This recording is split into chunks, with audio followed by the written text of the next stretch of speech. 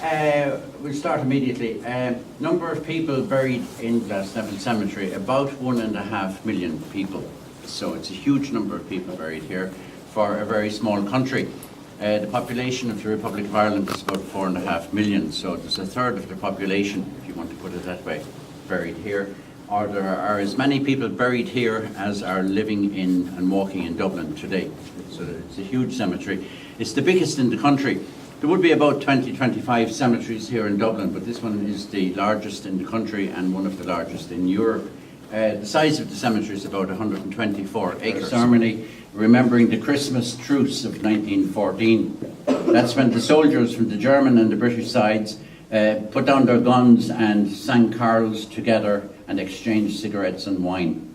At the event on Christmas Eve, I was a young man, 26 years of age, from a place called Coole in County Westmeath.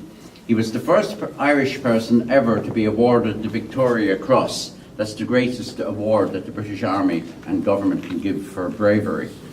32 people in Ireland were awarded the Victoria Cross during the First World War.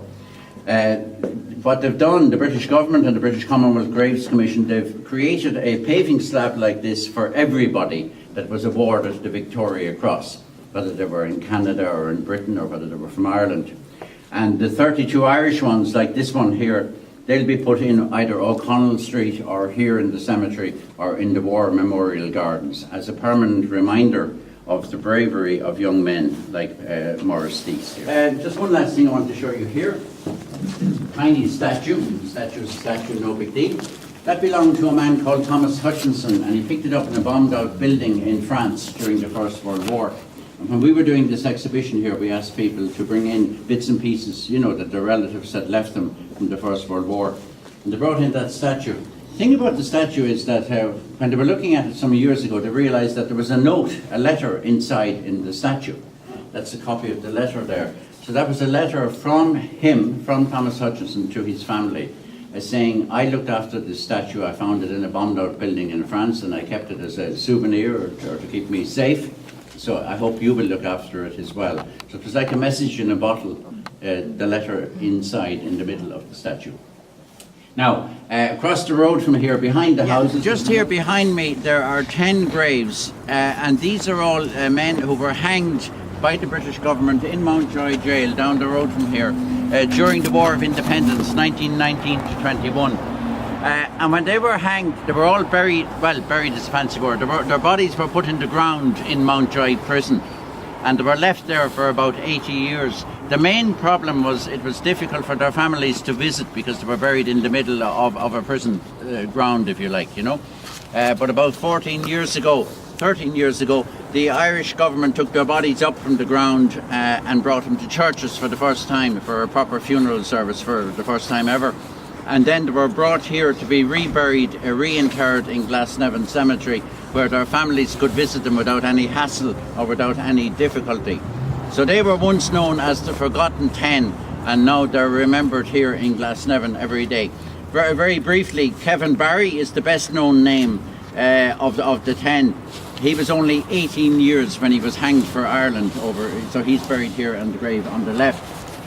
He was born in Dublin but raised in a village called Rathvilly in County Carlow, and really remembered because he was so young, 18 years of age when he was hanged. He's remembered as well because there's a song, there's a ballad, the ballad of Kevin Barry. Galway, Patrick Moore from Roscommon, they were hanged because they were accused of killing British agents in Dublin on Bloody Sunday, 1920. The other 4 men with him, 4 Dublin men, they were hanged because they attacked the police lorry down the road here in Drumcondra. Nobody was injured, nobody was killed, they were hanged. Thomas Traynor from Tullow, County Carlow. As you can see, that's the coffin. Can you see the coffin, folks? Yeah. That's the coffin of Daniel O'Connell, and he's buried in that. That's an Irish oak coffin, and then inside you would have a metal box made of lead, airtight, and that protects and preserves the body. They say that if you touch the coffin of Daniel O'Connell with your finger, okay? So we'll start with this young girl here. Will you touch the coffin with your finger? The power of Daniel O'Connell when he was alive was the power of his voice and of political persuasion. He was completely opposed to violence. When he was about 15 years of age, he went to schools in France, 2 schools, secondary schools in France, and it was the middle of the French Revolution, and he saw bodies and blood everywhere, and that turned him against violence completely for the rest of his life. He once said, "I'd rather have one living patriot than a whole graveyard full of dead ones." So he would be the best example of a man of peace. A great inspiration to other world leaders later on, for example, Mahatma Gandhi of India and Martin Luther King of America would have made it quite clear that they saw Daniel O'Connell as one of their inspirations. In the American Civil Rights Movement in the 60s, the main slogan they used was "We shall overcome," and even those words were taken from a speech by Daniel O'Connell. President Barack Obama, the American president at the moment, he would know everything about Daniel O'Connell, absolutely everything, far more than I ever will. He would have studied everything that O'Connell ever said or did, because when O'Connell was alive, he was the most famous person in the world outside of America itself, speaking out against slavery. So a real champion of black people, of the Afro-American people. In fact, wherever there was discrimination, whether it was in Ireland, England, or Jewish people, or black people, or Aboriginal people in Australia, wherever there was discrimination, O'Connell was always speaking out against it and trying to end discrimination. Now, by the way, in here, the coffins here, there's 10 coffins here on my right. They're real coffins and real bodies. They are in those coffins. You have the bodies of the sons and daughters, some of the sons and daughters, and other relatives of Daniel O'Connell. And the bodies would be in very good condition. Most of the coffins there are Irish oak coffins with a metal lead-lined box inside. When they were painting here about 5 years ago, getting ready to open this vault to the public, they moved all the coffins out to make it easy to paint, and unfortunately one of the coffins was dropped, and the coffin simply burst open like that. The lead box inside burst open, and the body was there. The body was 98% the same as the day the man was buried 100 years earlier. Hair, skin, teeth, colour and tie, everything. So it's the metal lead box that's airtight, and that's the condition wherever you have a coffin, like all of these coffins above ground. In each of the 42 rooms around us here, there's about 1 to 20 coffins, and every one of those coffins would have to have a lead-lined box. That's a condition of being buried above ground, if you like. And that's the way people were buried 200 years ago if you had someone. Artwork, this is the most beautiful tomb in Ireland. There isn't another one like it. The main design up there, the circular design, that's a Celtic cross from the Book of Kells, Ireland's most famous manuscript in Trinity College now in Dublin.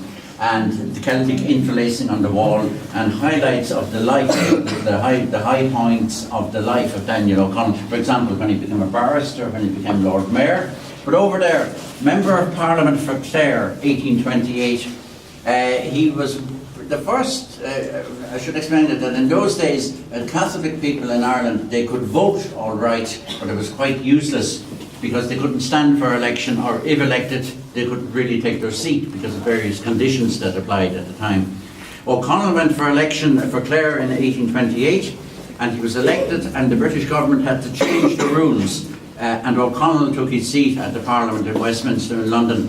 He was one of the very first Catholics to be elected by popular vote of the people to take his seat at the Parliament in London for maybe, well, at least 250 years.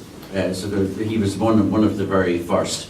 His right-hand man, obviously Daniel O'Connell was a Catholic, his right-hand man in that election campaign was a Protestant landlord, Tom Steele from Quinn, County Clare. Tom Steele is buried on his right-hand side here in room number 1 to reflect the relationship in life.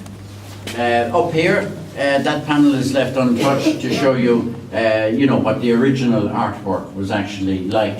And that artwork was all designed by an Irish antiquarian, Sir George Petrie, back in about 1861, around that time.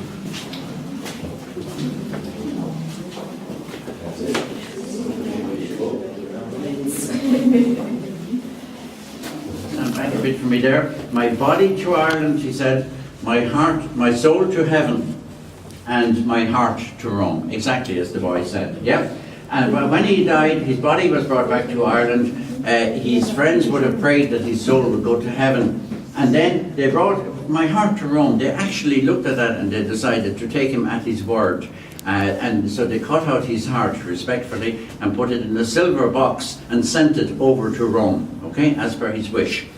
And that was fine, but a few years later, they were doing up the church in Rome. They were doing up all the churches, and they made a right mess of the job. They moved the monument, lovely silver box, and they made a mess of it because they moved the sign first, right? And the sign said, "In this silver box lies the heart of Daniel O'Connell." And when they went back to move the box with his heart in it, the silver box, it was gone, nicked, robbed. So that's what happened, and that's his death wish. But that would be the most famous death wish in Irish history.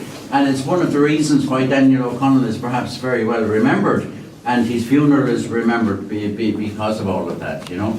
My body to Ireland, my soul to heaven, my heart to Rome. So they took him at his word. Now, out and up the stairs and